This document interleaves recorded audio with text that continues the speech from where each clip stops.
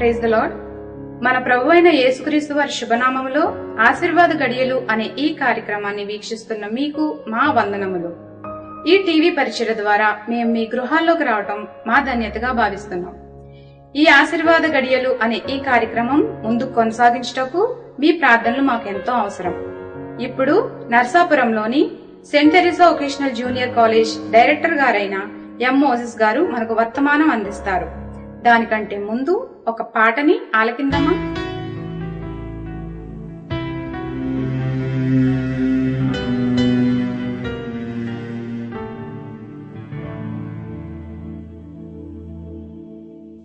నాతో మాట్లాడుమయ్యా,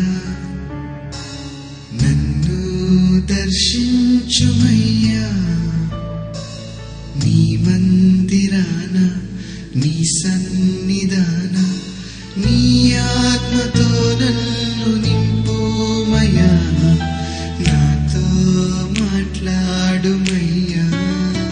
యేసయ్యా యేసయ్యా యేసయ్యా యేసయ్యా యేసయ్యా.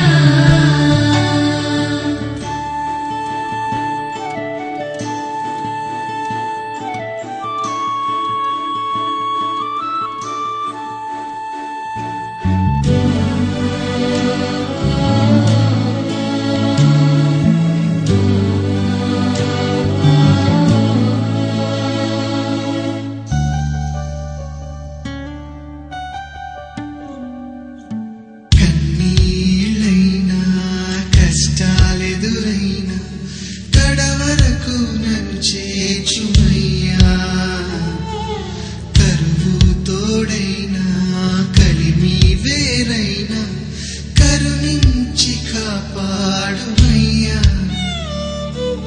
నా వేదనలో నీ జాలితో నా శోధనలో నీ చేతితో నిత్యము నన్ను నడిపించుమయ్యా. యేసయ్యా యేసయ్యా యేసయ్యా యేసయ్యా యేసయ్యా.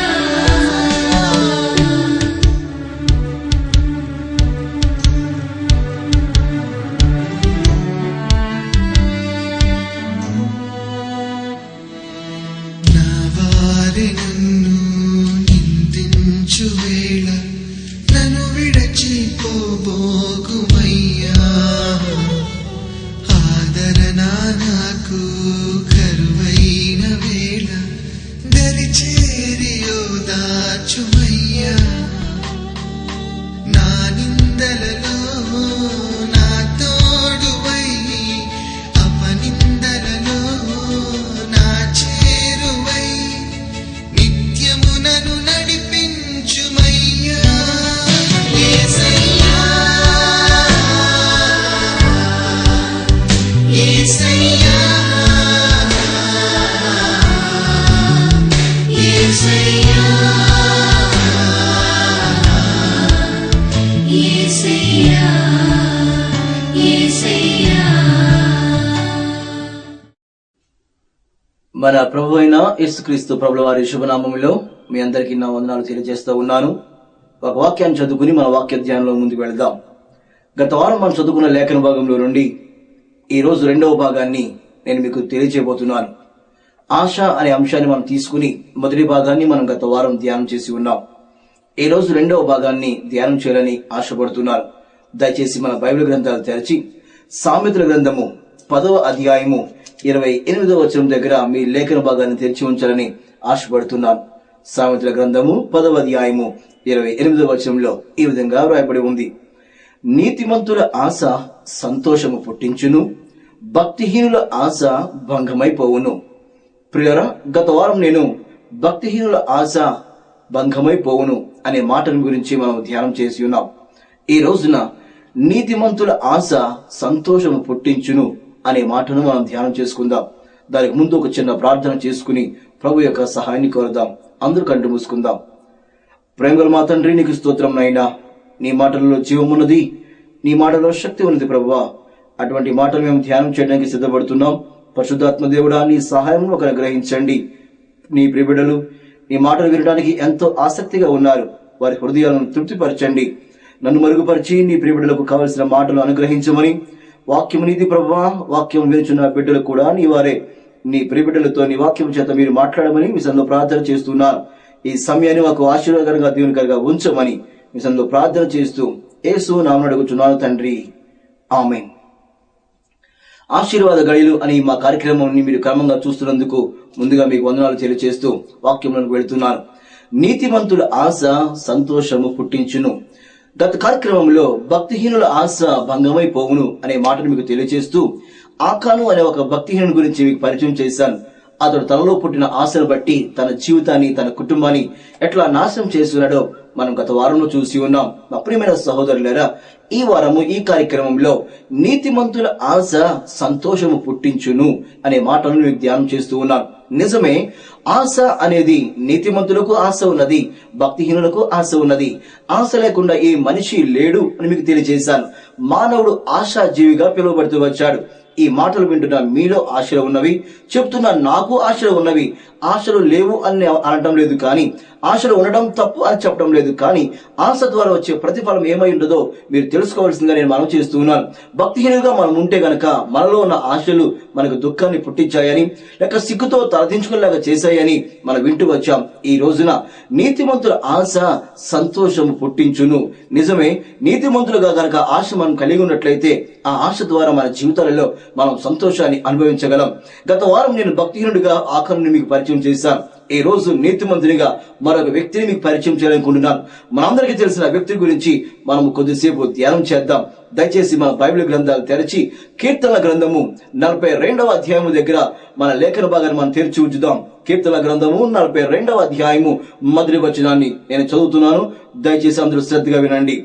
దుప్పి నీటి వాగుల కొరకు ఆశపడినట్లు దేవా, నీ కొరకు నా ప్రాణము ఆశపడుచున్నది. నేను మరొకసారి చదువుతున్నాను. దుప్పి నీటి వాగుల కొరకు ఆశపడినట్లు దేవా, నీ కొరకు నా ప్రాణము ఆశపడుచున్నది. నా ప్రియమైన సహోదరులారా, కీర్తన గ్రంథము 42వ అధ్యాయము ఈ మొదటి వచనం క్రైస్తవులందరికీ చాలా సుపరిచితమైనటువంటి లేఖన భాగం. చాలా మంది క్రైస్తవ బోధకులు ఈ వచనం మీద ఎన్నో బోధలు చేశారు. మీరు కూడా ఎన్నెన్నో ప్రసంగాలు విని ఉంటారు.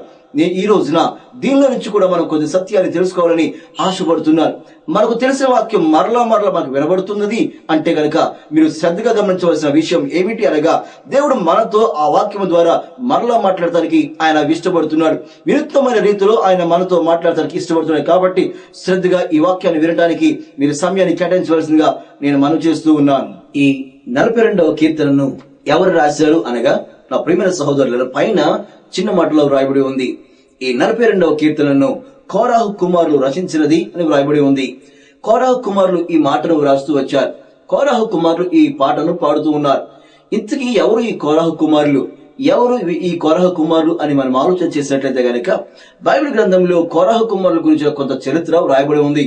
మీకు సమయం ఉన్నప్పుడు దినవృత్తాంతాల మొదటి గ్రంథము 6వ అధ్యాయము 31వ వచనం దగ్గర నుంచి కొన్ని వచనాలు మీరు చదువుకోగలిగితే గనక ఆ లేఖన భాగంలో కోరాహు కుమారుల గురించి వివరిస్తూ వచ్చారు. కోరాహు కుమారులు ఎవరు అనగా, దేవుని యొక్క మందసము ఏర్పాటైన తరువాత దేవుని యొక్క సమాజ మందిరంలో ఉండి సంగీత సేవ పరిచర్య చేసే వారినే కోరాహు కుమారులు అన్నారు. అనగా వీరు దేవుని యొక్క మందిరంలో పాటలు పాడే ఒక సమూహముగా సంగీత సేవ పరిచర్యను చేసేవారిగా ఈ కోరాహు కుమారులు ఉన్నారు.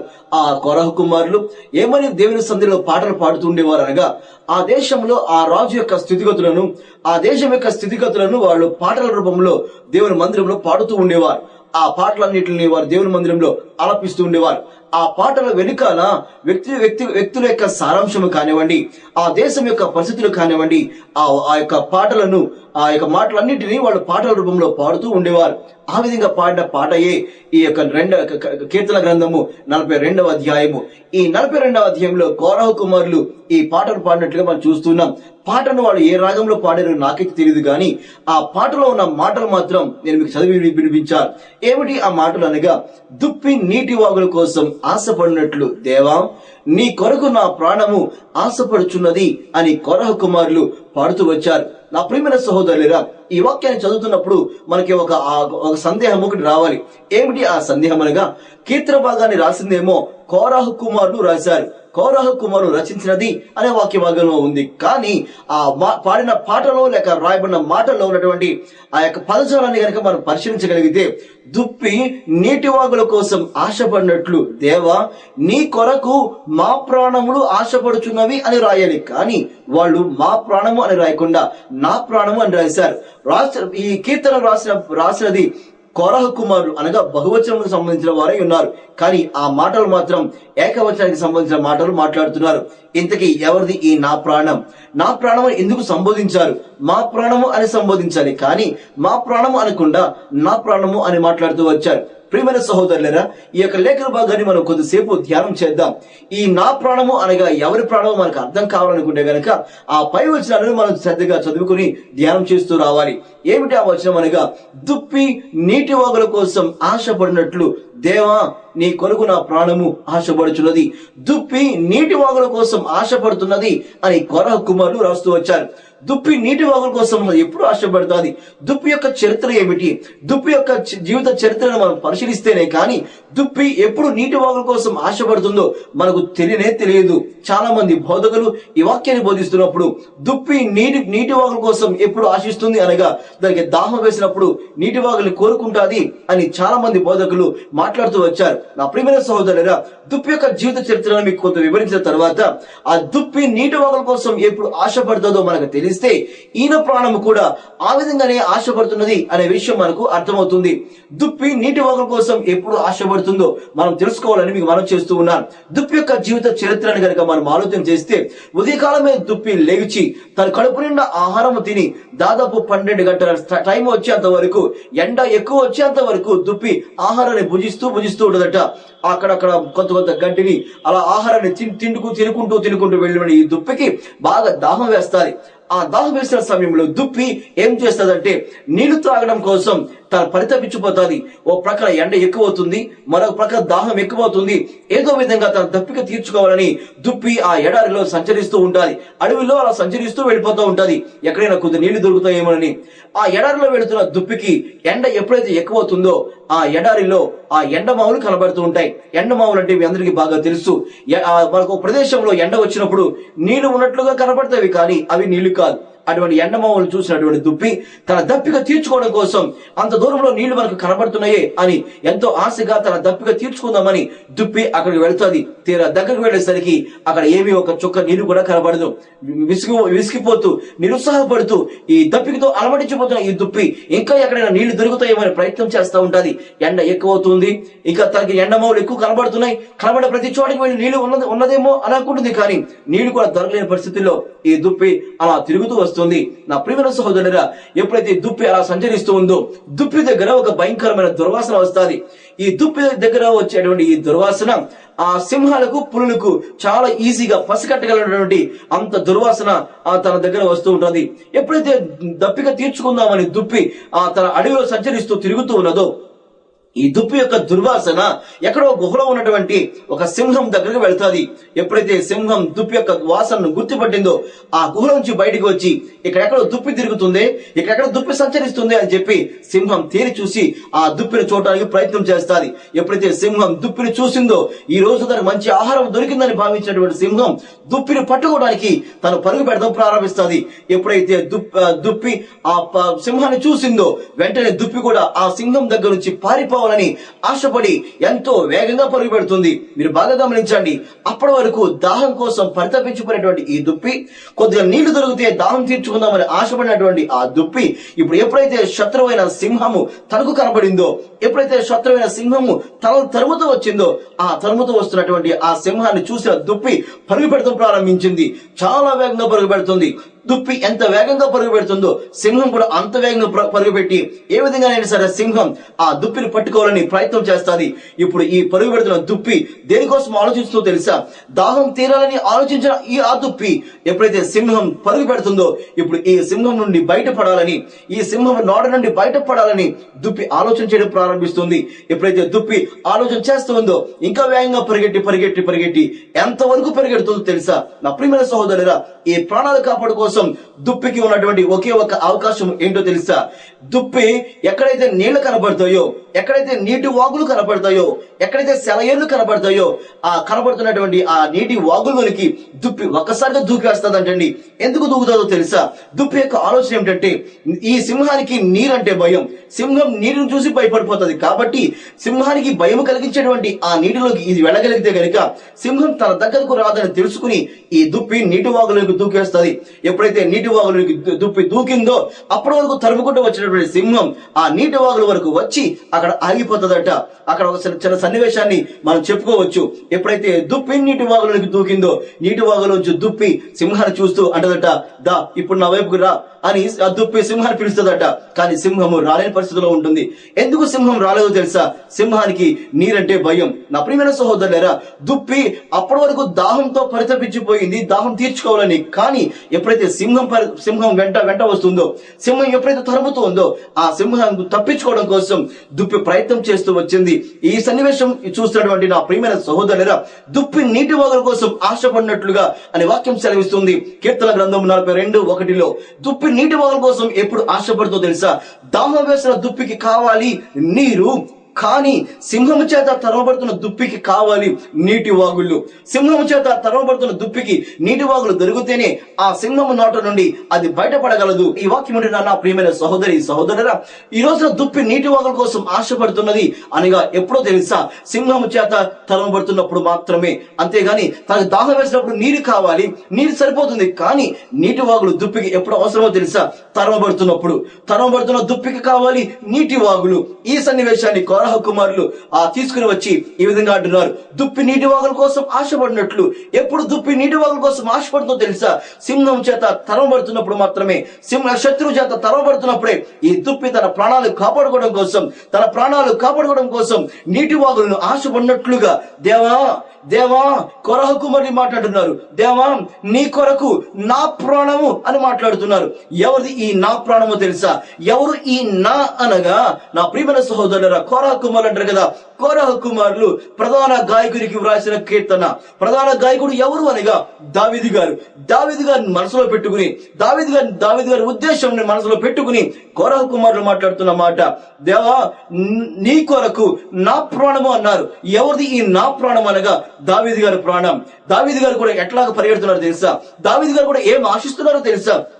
దుప్పి నీటి వాగుల కోసం ఆశపడినట్లు దుప్పి సింహం తరుముతూ ఉన్నప్పుడు, దుప్పి సింహం చేత తరవబడుతున్నప్పుడు దుప్పి ఎలాగైతే నీటి వాగులు కోరుకున్నదో, దేవా మా రాజుగారైన మా దావీదు గారు కూడా, మా రాజ్యాన్ని పరిపాలిస్తున్న మా దావీదు గారు కూడా దుప్పి వేలే పరుగు పెడతా ఉన్నారు. సౌలు సింహంగా మారిపోయి సౌలు గారు దావీదుని చంపాలని చూస్తూ ఉన్నాడు. సౌలు గారు దావీదుని హతమార్చాలని చూస్తున్నాడు. సౌలు చేత తరవబడుతున్న దావీదు ఎలా పోల్చబడ్డాడు తెలుసా? ఒక దుప్పి సింహం చేత తరవబడుతున్నప్పుడు దుప్పి నీటి వాగులు ఎలాగైతే ఆశించిందో, ఎలాగైతే కోరుకుందో, దావీదు గారు కూడా తరవబడుతున్నారు సౌలు చేత. సౌలు చంపాలని చూస్తున్న సౌలు చేత తరవబడుతున్న దావీదు గారు కూడా దుప్పి వలె ఆశపడుతున్నాడు. నీకోసం ఆశపడుతున్నాడు ప్రభువా. ఆనాడు దుప్పి ఎలాగైతే సింహం చేత తరవబడి అది నీటి వాగులు ఆశించిందో, మా రాజుగారైన మా దావీదు గారు కూడా కేవలం నీ కోసం ఆయన ఆశపడుతున్నాడు అని కోరహ కుమారులు రాస్తూ ఉన్నారు. ఈ మాటలు మీకు అర్థం కావాలని మీకు మనం చేస్తున్నాను. దుప్పి నీటి వాగుల కోసం ఎప్పుడు ఆశపడుతూ తెలుసా? తరమబడుతున్నప్పుడు. ఎప్పుడు సింహం చేత తరమబడుతున్నప్పుడు దుప్పి నీటి వాగుల కోసం ఆశపడుతుంది. కానీ దాహం వేసినప్పుడు కాదు.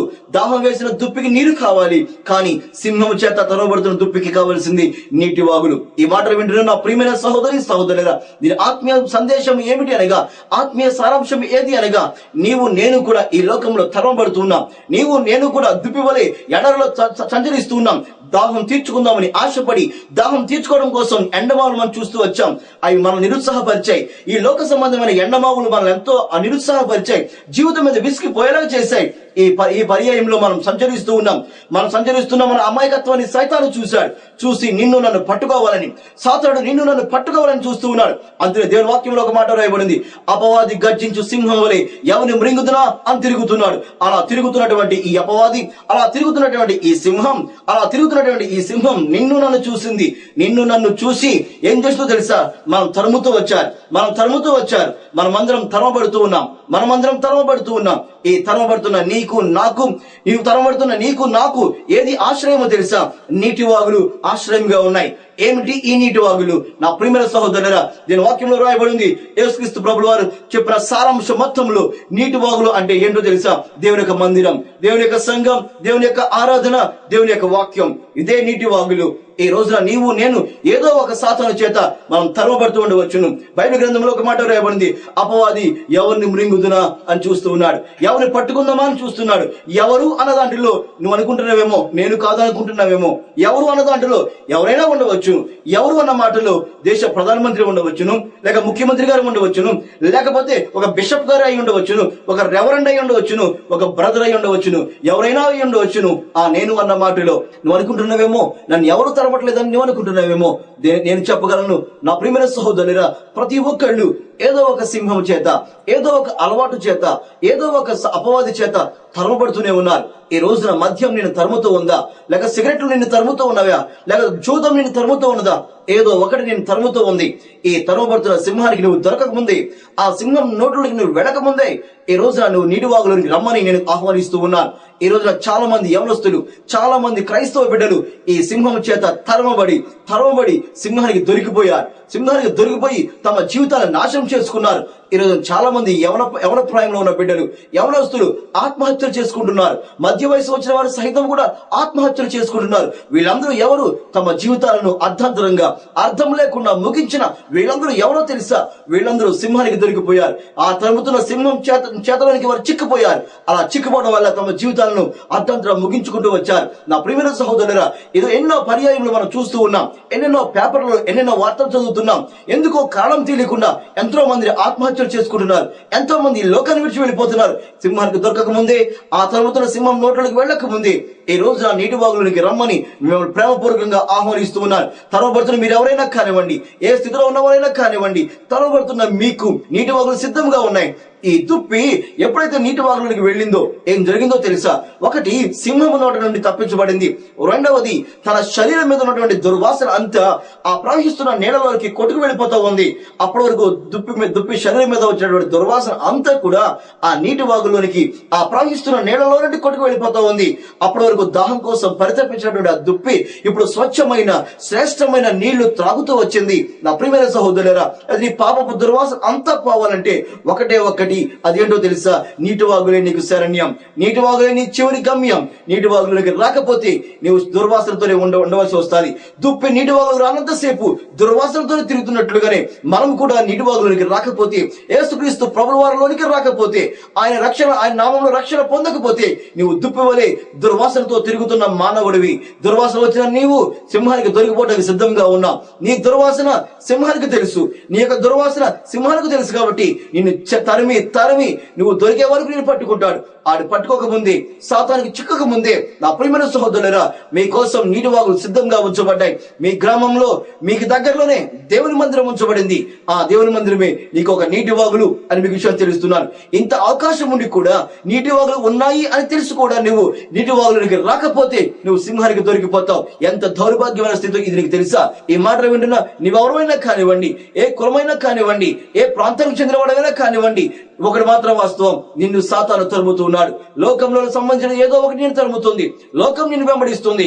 లోకానికి దొరకక ముందే నీటి వాగులకి రమ్మని నేను ఆహ్వానిస్తూ ఉన్నాను. నీటి వాగులు నీ కొరకు సిద్ధంగా ఉన్నాయి. రాని పక్షంలో సింహానికి నువ్వు దొరికిపోతావు. ఈ వాక్యం యొక్క ముగింపులో నేను మీకు ఒక చిన్న సన్నివేశాన్ని చెప్పి నేను నా మాటలు ముగిస్తాను. శ్రద్ధగా వినండి. ప్రియమైన సహోదరులారా, ఒక రోజున ఒక యవనస్తుడు ఉన్నాడు. ఆ యవనస్తుడు చాలా సుదీర్ఘ ప్రాంతానికి వెళ్ళాడు. చాలా అడవుల్లోనికి వెళ్ళి కట్టెలు కొడుతూ ఉన్నాడు. ఎప్పుడైతే కట్టెలు కొడుతూ ఉన్నాడో, కట్టెలు కొడుతున్నటువంటి అతనిని ఒకసారి ఆ కట్టెలు కొడుతున్న సమయంలో ఒక పాము ఒకటి కాటు వేసింది. ఒక త్రాచు పాము అతని కాటు వేసింది. కాటు వేసిన వెంటనే ఏం జరిగిందంటే అతను పాము కలిసిన విషయాన్ని గమనించి దగ్గరలోనే అంత దూరంలో పనిచేస్తున్నటువంటి తల్లిదండ్రులకు, స్నేహితులకు ఈ సమాచారాన్ని అందించాడు. అందరిని పిలిచాడు. పాము కలిసి రండి అని పిలిచాడు. అందరూ పరుగున దగ్గరికి వచ్చి ఆ యవనస్తుని పాము కలిసిన తర్వాత యవనస్తుని ఆ మనిషిని మనం నడిపించకూడదు కాబట్టి ఈ యవనస్తుని చేతుల మీద తీసుకుని వాళ్ళు మరలా పల్లెటూరికి వచ్చేసారు. అనగా పొలం చాలా దూరంలో ఉంది. చాలా సుదీర్ఘ దూరం నుంచి ప్రయాణం చేసుకుని ఏదో విధంగా అతన్ని ఒక హాస్పిటల్కి తీసుకొచ్చారు. హాస్పిటల్లో డాక్టర్ గారు అతన్ని చూశారు. ఆ బాబుని చూసి ఈ యవనస్తుడికి పాము కరిసింది. ఈ పాము కరిసింది కాబట్టి ఇతనికి యాంటీ వీనం అనే ఒక ఇంజెక్షన్ ఇవ్వాలి. కానీ ఆ మందు దొరకని స్థితిలో ఉంది. డాక్టర్లు చెప్పారట, ఈ మందు మా దగ్గర లేదు, మీరు వేరే హాస్పిటల్ తీసుకువెళ్ళండి అని చెప్పారట. తల్లిదండ్రులు కంగారు పడిపోతున్నారు, స్నేహితులు కంగారు పడుతున్నారు. సమయం మించిపోతా ఉంది. ఈ యవనస్తుడికి ఏం జరుగుతుందో ఏంటో అన్న భయంతో వీళ్ళందరూ ఉండి ఏదో విధంగా తను తీసుకుని వేరే హాస్పిటల్ కి తీసుకువెళ్ళిపోయారు. వేరే హాస్పిటల్ వెళ్ళిన వెంటనే డాక్టర్ గారు వచ్చారు. ఆ స్ట్రెచ్చర్ మీద ఆ బాబును పడుకోబెట్టారు. డాక్టర్ గారు చూశారు, విషయం ఎక్కుతూ ఉంది, ఈ బాబుకి చాలా ప్రమాదకరమైన పరిస్థితులకు వచ్చేసాడు, అయినా మీరేం కంగారు పడకండి అని డాక్టర్ గారు ఆ బాబు దగ్గరికి వచ్చి ఒక మాట చెప్పారట. బాబు, నువ్వేం కంగారు పడకు, ధైర్యంగా ఉండు. నువ్వు కంగారు పడితే ఈ విషయం ఇంకా త్వరగా ఎక్కుతుంది. నువ్వేం కంగారు పడకు, మా దగ్గర ఈ పాము కాటుకు వేసే మందు దొరుకుతుంది. నీ అదృష్టమో ఏంటో మాకు తెలియదు, కానీ ఒకే ఒక్క డోస్ మాత్రమే ఉన్నది, ఒకే ఒక ఇంజెక్షన్ మాత్రమే ఉన్నది. ఈ ఇంజెక్షన్ నీకు చేస్తాను. నీకు చేసిన వెంటనే ఈ యొక్క ఆ పాము కరిచేటువంటి ఆ విషయం విరిగిపోతుంది, నువ్వు బతుకుతావు, నువ్వు కంగారు పడకు, ధైర్యంగా ఉండు అని చెప్పారట. డాక్టర్ గారు ఇంజెక్షన్ చేయడానికి సిద్ధంగా ఉన్నారు. ఆ ఇంజెక్షన్ చేయడానికి సిద్ధపడుతున్న సమయంలో ఆ కుమారుడు పెద్దగా కేకలు వేశాడట. ఏమని వేశాడు తెలుసా? బాబోయ్, ఇప్పటివరకు నేను ఒక ఇంజెక్షన్ కూడా చేయించుకోలేదు అని గట్టిగా కేక వేసి 2 కాళ్ళు 2 చేతుల్ని గట్టిగా ఇలా కొట్టాడంటండి. ఎప్పుడైతే చేతులు అలాగన్నాడో ఏమైందో తెలుసా నా ప్రియమైన సహోదరులారా? ఆ బాబు యొక్క చేయి వచ్చి డాక్టర్ గారు ఇంజెక్షన్ చేయడానికి సిద్ధపడుతున్న ఆ చేతి యొక్క వేలుకు తగిలిందంట. ఎప్పుడైతే ఇంజెక్షన్ చేస్తున్న ఆ చేతికి ఆ బాబు యొక్క చేయి తగిలిందో వెంటనే ఆ సిరంజిలో ఉన్న ఒకే ఒక్క డోస్ కాస్త నేలపాలైపోయింది. ఒక్కసారిగా సిరంజిలో నుంచి ఆ మందు బయటకు చింది వేసిందంట.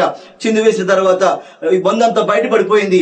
డాక్టర్ గారు చూసి బాధపడుతున్నారు. ఒరే బాబు, ఎందుకు నువ్వు ఈ పని చేశావు? ఎందుకు దీన్ని ఎలా తన్నేసావు? ఇప్పుడు నేను చేయగలను, ఏం చెప్పు, నా వల్ల ఏమీ కాదు అని మాట్లాడుతుండగానే ఏం జరిగిందో తెలుసా? ఆ యవనస్తుడు నొరగలు కక్కడం ప్రారంభించాడు. నొరగలు కక్కి కొద్దిసేపటికి తన ప్రాణాన్ని విడిచిపెట్టేశాడు. ఆ యవనస్తుడు చనిపోయాడు. డాక్టర్ గారు ఈ బాబు చనిపోయినట్లుగా మరణ ధృవీకరణ పత్రాన్ని రాయవలసి వచ్చింది. డెత్ సర్టిఫికేట్ అంటాము. ఎప్పుడైతే డెత్ సర్టిఫికేట్ రాయవలసి వచ్చిందో డాక్టర్ గారు ఆ డెత్ సర్టిఫికేట్ రాస్తూ ఒక మాట రాశారట. ఏ మాట రాశారు? శ్రద్ధగా వినండి. ఆయన మరణ ధృవీకరణ పత్రాన్ని రాస్తూ ఒక మాట రాశాడు. ఏమని రాశాడో తెలుసా? This person died because he rejected medicine. మందును నిరాకరించడం వలన ఈ వ్యక్తి చనిపోయాడు అని రాశారంట. నా ప్రియమైన సహోదరులారా, మందును తిరస్కరించడం ద్వారా యవనస్తుడు చనిపోయాడు. ఎంత బాధాకరమైన సన్నివేశమో మీరు చూసారా? ఈ యవనస్తుడికి పాము కరడం తప్పు అని చెప్పడం లేదు, లేక పాము చేత కరిపించుకున్నాడు అది తప్పు అని చెప్పడం లేదు. కానీ ఏది తప్పో తెలుసా? మందు ఉండి మందును తిరస్కరించడమే ఈరోజు తాను చేసిన తప్పు. నా ప్రియమైన సహోదరురా, సింహం తరుగుతుంది, అది తప్పు కాదు. సింహం చేత తరవబడటం అది తప్పు కాదు. ఏది తప్పో తెలుసా? తరవబడుతున్న నీవు నేను కూడా నీటి వాగులను ఆశ్రయించకపోవటమే తప్పు. ఈ రోజున చాలా మంది యవనస్తులు, చాలా మంది బిడ్డలు తమ మందును తిరస్కరిస్తూ ఉన్నారు. ఆ మందును తిరస్కరిస్తే కనుక జాగ్రత్త, ఆ యవనస్తుడు ఏ స్థితిలోకి వెళ్ళిపోయాడో మనం కూడా ఆ స్థితిలోనికి దగ్గరగా ఉన్నామనే విషయాన్ని మీకు తెలియజేస్తూ ఉన్నాను. నీతిమంతుల ఆశ సంతోషం ఎట్లా పుట్టించిందో మీకు తెలుసా? దుప్పి ఎలాగైతే నీటి వాగుల కోసం ఆశపడి నీటి వాగులకు దూకిందో, దావీదు గారు కూడా అదే ఆశను కలిగి ఉన్నారు. ఎప్పుడైతే దావీదు గారు దేవుని మీద ఆధారపడి దేవుని కోసం ఎదురు చూశాడో, దేవుని కోసం ఆశపడ్డాడో, ఏం జరిగిందో తెలుసా? దేవుడు సౌలు దగ్గర నుంచి వచ్చే మరణాన్ని దావీదు గారికి తప్పిస్తూ వచ్చాడు. ఇది నీతిమంతుల ఆశ. ఈ రోజున ఈ వాక్యం వింటున్న నా ప్రియమైన సహోదరి సహోదరుల ఎవరి బిడ్డలారా, నీవు నేను కూడా దుప్పి వలె తిరుగుతున్నప్పుడు, నీవు నేను దుప్పి వలె సంచరిస్తున్నప్పుడు మనల్ని కూడా చూడకుండా వారు చూశారు. ఆ సాతాను లేక సింహము మనం తరుముతూ వచ్చింది. ఆ తరుముతున్నటువంటి సింహము దగ్గర నుండి తప్పించబడటానికి, తరుముతున్నటువంటి సింహం నోటిని తప్పించబడటానికి నీటి వాగులు సిద్ధంగా ఉన్నాయి. ఆ నీటి వాగులోనికి రావాలని ఆశపడు, ఆ నీటి వాగులోకి దూకాలని ఆశపడు. ఈ ఆశ నీకు సంతోషాన్ని కలిగిస్తాది. ఈ మాటలు వింటున్నా నీవు ఈ మాటలు తిరస్కరిస్తున్నావా? ఈ మాటలు వింటున్న నీవు ఈ నీటి వాగులను తిరస్కరిస్తున్నావా? ఈ మాటలు వింటున్న నీవు ఈ నీటి వాగులకు కారణమైన దేవుని తిరస్కరిస్తున్నావా? జాగ్రత్త, తిరస్కరించడం ప్రమాదం. తిరస్కరించకుండా ప్రభువును అంగీకరించమని, ఆ నీటి వాగులోకి రావడానికి నువ్వు ప్రయత్నం చేయమని, సాతాను నుంచి తప్పించబడమని నేను కోరుతూ ఉన్నాను. దేవుడి మాటలు దీవించునుగాక. ఆమేన్. ఈ వర్తమానం మీకు మీ కుటుంబాలకు ఎంతో ఆశీర్వాదకరంగా ఉందని భావిస్తున్నాం. మీ సలహాలకు, సందేహాలకు మరియు ప్రార్థనా అవసరతల కొరకు మమ్మల్ని సంప్రదించగలరు. మా address M Moses, director, saint Teresa vocational junior college, Tailorpeta, Narsapur. మా ఫోన్ నంబర్ 9849562857. దేవుడు మనల్ని దీవించును గాక.